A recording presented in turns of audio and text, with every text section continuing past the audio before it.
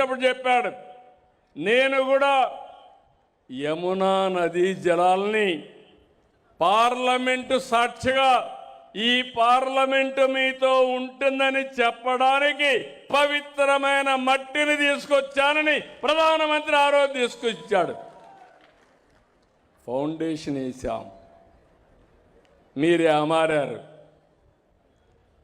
మనిషి యొక్క ప్రవర్తనను అర్థం చేసుకోవాలి. ఏమనాలో నాకైతే తెలియదు. ఆ రోజు కూడా 2019 కంటే ముందు బాబాయిని చంపేసి ఆ నేరాన్ని నా మీద వేశాడంటే మరుసటి రోజు వీళ్ళ పత్రికలో నా చేతిలో కత్తి పెట్టి నేను చంపినట్టు వేసేసి మీరందరూ మిమ్మల్ని ఏమార్చి గెలిచిపోయాడు. గెలిస్తే నేను తప్పటం లేదు, ఓసారి జరుగుతాయి. కానీ జరిగింది మీరు ఒక్కసారి గుర్తుపెట్టుకుంటే అక్కడి నుంచి విధ్వంసం. అమరావతి పైన కక్ష కట్టారు. రైతులు ఇచ్చిన రైతులు త్యాగాలు చేసిన రైతుల త్యాగాలకు విలువ లేకుండా పోయింది. వాళ్ళు ఎంత అవస్థపడ్డారో ఆడబిడ్డలు మీరు చూస్తే ఒక్కసారి మీరు గుర్తుపెట్టుకోవాలి. ఏ ఆడబిడ్డైనా సపోర్ట్ చేస్తారా అని. వాళ్ళ బాత్రూమ్లు ఉంటే అక్కడ డ్రోన్స్ ఎగరేశారు నగ్నంగా పిక్చర్లు తీయడానికి. జుట్టు బట్టి లాగారు, ఎక్కడంటే అక్కడ తన్నారు, లాఠీలు ఉపయోగించారు. వాళ్ళని ఇప్పుడు కూడా నేను అభినందిస్తున్నా. వీరోచితంగా న్యాయస్థానం టు దేవస్థానానికి వెళ్తే రోడ్డు మీద భోంచేయడానికి వీలు లేకుండా గ్రామంలో హింసలు పెట్టారు. అయినా కూడా వదిలిపెట్టలా. అక్కడి నుంచి ఇంకో పక్క అమరావతి నుంచి శ్రీకాకుళం అరసువల్లికి వెళ్ళాలంటే మధ్యలో వాళ్ళందరినీ ఇచ్చేసి వాళ్ళ మీద దౌర్జన్యాలు చేసే పరిస్థితి వచ్చారు. ఎప్పుడు కూడా ధర్మం గెలుస్తుంది, న్యాయం గెలుస్తుంది, చట్టం గౌరవిస్తుంది. అదే జరిగింది. దానికి కారణం హైకోర్టు తీర్పిచ్చి సుప్రీంకోర్టు కూడా డైరెక్షన్ ఇచ్చింది. అమరావతి అమరాజరంగా అజేయంగా ముందుకు పోయే పరిస్థితికి వచ్చింది. ఈరోజు ప్రభుత్వం, కేంద్రం నిన్ననే మీరు చూశారు, అమరావతి ఆంధ్రప్రదేశ్ రాజధానిని చట్టం చేశారు, రాజముద్ర వేశారు. ఇప్పుడు కూడా మాట్లాడుతున్నాడు. నాకు అర్థం కాలేదు. ఇంకా మీకేమైనా అర్థమైందా? ఎవరికైనా అర్థమైందా అని అడుగుతున్నా. కేంద్రంలో 50 రాజకీయ పార్టీలు, 49 రాజకీయ పార్టీలు సపోర్ట్ చేశాయి. నేను ఎన్డీఏలో ఉన్నాను. ఎన్డీఏలో ఉండే భాగస్వాములు సపోర్ట్ చేస్తే పర్వాలేదు అనుకుంటాం. ఎన్డీఏలో ఉండే వాళ్లే కాకుండా మిగిలిన అందరూ కూడా సపోర్ట్ చేశారు. ఒకే ఒక పార్టీ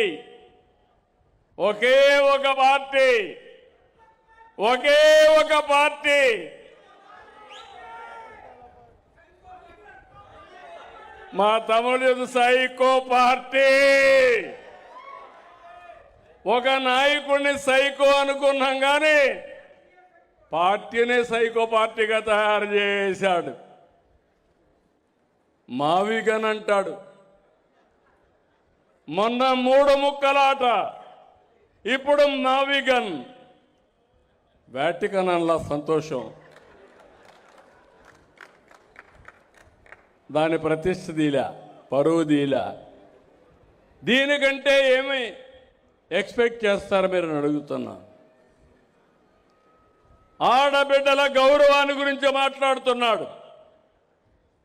అమరావతి ఆడబిడ్డల్ని ఎన్ని అవమానాలు చేశారు. సోషల్ మీడియాలో పెట్టి ఎంత క్యారెక్టర్ అసాసినేషన్ చేశారు.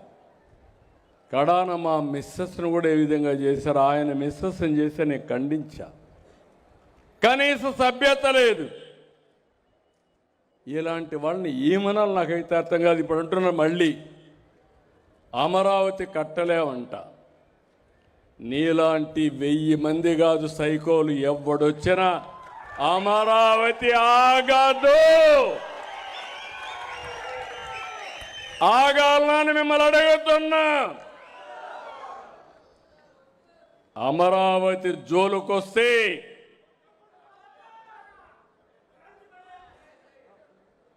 తమాషా ఆటలాడద్దండి. అంటే మీరు ఒకటి గుర్తుపెట్టుకోవాలి, ఇలాంటి వ్యక్తుల వల్ల కూడా ప్రమాదం ఉంటుంది. అధికారంలో ఉంటే విధ్వంసం చేశాడు, అపోజిషన్లో ఉంటే బెదిరిస్తున్నాడు. బెదిరించి ఎవరిని రానియకుండా నేను వస్తే మళ్ళా ఎంక్వైరీ చేస్తా, నిన్ను పట్టుకొస్తా. ఏంటి పట్టుకొచ్చేది? ఎక్కడికి పట్టుకొస్తా? కనీసం నేను ఎప్పుడైనా మీరు ఒకసారి చూడండి, నేను ఎప్పుడు కూడా న్యాయబద్ధమైన పాలన ఇస్తాను, ప్రజాస్వామ్యాన్ని కాపాడుతాను. అదే సమయంలో ప్రజల ఆస్తులకు భవిష్యత్తుకు ఇబ్బంది కలిగి వచ్చినప్పుడు నా ప్రాణాన్ని కూడా లెక్క చేయకుండా పోరాడాను. ఆ విషయం మీరు గుర్తుపెట్టుకోవాలి. తీవ్రవాదుల సమస్య 30 ఏళ్లకు మెరుపు నేను ఆ రోజు పోరాడాను. ఎందుకు పోరాడాను? నాకేం వాళ్ళతో ఆస్తులు తగరాదా ఉందా? కాదు. మీ సిద్ధాంతం కరెక్ట్ కాదు, ఇది శాస్త్రంగా నిలబడదు, దీనివల్ల ప్రజలకు ఇబ్బంది వస్తుందని ఆ రోజు దాని మీద పోరాడితే వెంకటేశ్వర స్వామికి బట్టలు ఇవ్వడానికి, పట్టు వస్త్రాలు ఇవ్వడానికి పోతా ఉంటే 23 క్లేమోర్ మైన్స్ నా మీద బ్లాస్ట్ చేశారు. సాక్షాత్తు వెంకటేశ్వర స్వామి దిగొచ్చి నాకు ప్రాణభిక్ష పెట్టాడు తప్ప ఇంకోటి కాదని కూడా మీకు తెలియజేస్తున్నా.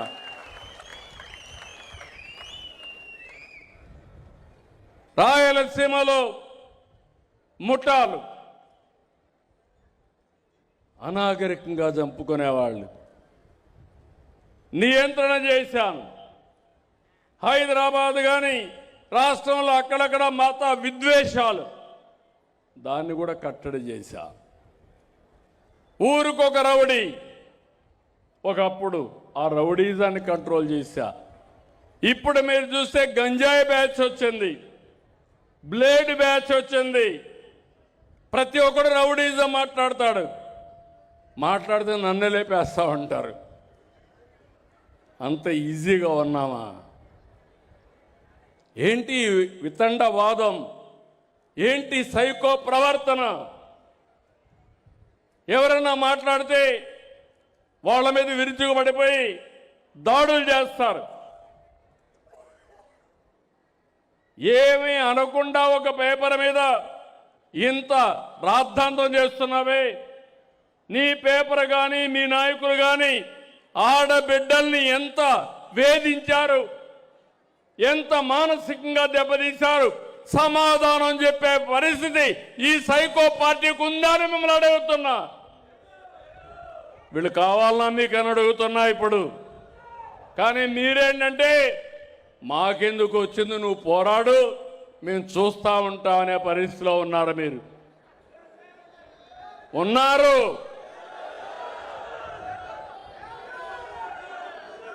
నేను అడుగుతున్నా, ఇలాంటి వ్యక్తి ఆ రాజకీయ పార్టీ లేకపోతే ఇంట్లో నుంచి బయట వస్తాడని అడుగుతున్నా. ఇలా నేచర్ ఉండే వ్యక్తి మీరు ఆలోచించుకోవాలి. ఇవి